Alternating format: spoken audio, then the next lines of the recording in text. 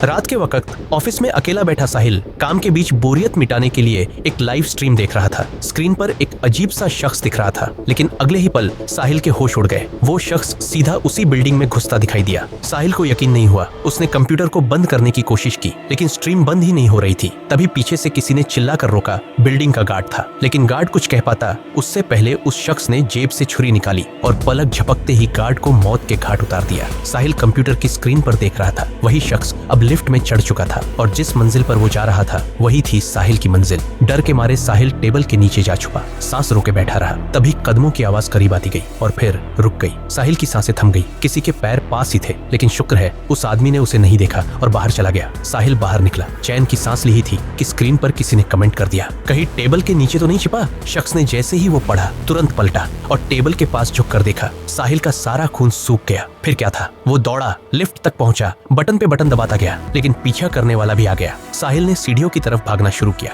भागता हुआ तीसरी मंजिल पर एक वॉशरूम में जा छिपा। अंदर के आखिरी टॉयलेट केबिन में घुसकर दरवाजा बंद किया और मोबाइल निकाला। लाइव अभी भी चल रहा था। देखा, वो शख्स अब बिल्डिंग के वॉशरूम में घुस रहा था और एक एक करके सारे दरवाजे खोल रहा था। आखिर में वो दरवाजा भी आया जिसमें साहिल छिपा था, पर जैसे ही कैमरा थोड़ा खिसका, साहिल ने राहत की सांस ली। वो दरअसल चौथी मंजिल का वॉशरूम था और जिसे मारा गया वो उसका कलीग था। साहिल टूट चुका था अंदर से, लेकिन अब उसके पास भागने के अलावा और कोई चारा नहीं था। स्क्रीन पर देखा, किलर अब लिफ्ट की तरफ बढ़ रहा है। दिमाग में ख्याल आया, उसके दोस्त की कार की चाबी तो उसी की जेब में है। वो दौड़कर चौथी मंजिल गया। वॉशरूम में उस कलीग की लाश से चाबी निकाली और भागा, लेकिन तभी उसे अपनी पीठ पर ठंडी हवा का झोंका महसूस हुआ। मोबाइल निकाला और देखा, वही शख्स फिर से पीछे है। अब साहिल दौड़ा, गिरा, घिसकता हुआ लिफ्ट तक पहुंचा। लिफ्ट खुली, जान बची। नीचे पार्किंग में पहुंचा, कार खोली, अंदर घुसा, दरवाजा लॉक किया। बच गया, उसने सोचा। लेकिन जैसे ही मोबाइल देखा, लाइव अभी भी चल रहा था और अब कैमरा उसकी कार के अंदर का दृश्य दिखा रहा था। गाड़ी स्टार्ट करनी चाहिए, पर चालू ही नहीं हो रही थी। डर के मारे पसीने छूट गए। डर और थकान में डूबा हुआ साहिल लगभग हार मान चुका था।